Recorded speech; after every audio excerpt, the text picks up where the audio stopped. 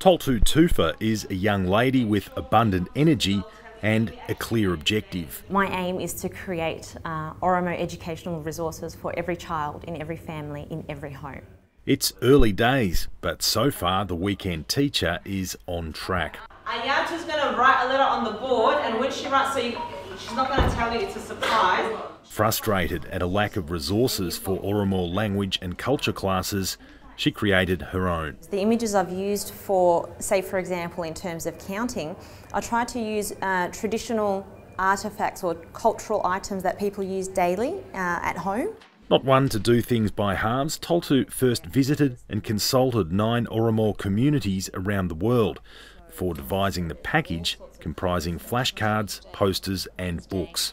She says community input ensured images and information are culturally appropriate, relevant and effective. Depending on how children prefer to learn, you can approach the same topic in multiple ways. An internet presence is critical in reaching more of the estimated 40 million Oromo people globally, but Toltu says there are practicalities to consider. With online technology, I think there is a real potential for this to catapult into something viral, something massive.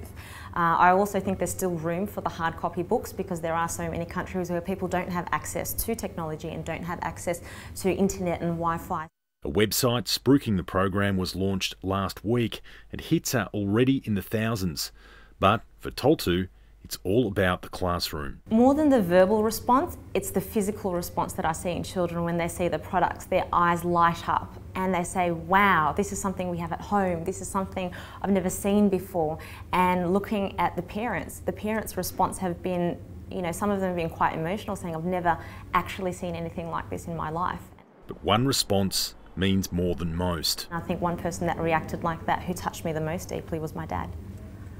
And she says he's played a key role. When it came to the Oromo language, the only person I had was my dad. And the only way he taught me was literally verbally. This is how we do things, this is how we speak, this is what the Oromo language is about. He taught me with pen and paper. And growing up, I looked around and I realised that's what everybody else seemed to be doing. In broken English, Abdul Wahab Tufa describes his pride for his daughter's work and memories of a time the Oromo language was banned in Ethiopia. Yes. Punishment, put in the jail and make some problem beside language, maybe some people death. I feel really lucky that I've got a tool that I can use to help grow what my dad actually planted a very long time ago.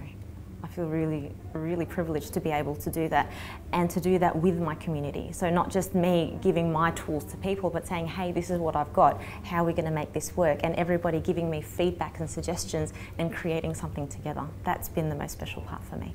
Now, Toltu's seeking funding to roll the program out globally, but there are no flashcards or posters. Regardless of wherever you are in the world, let me know if you have what it takes, and together let's pledge to preserve a language whose story needs to be told.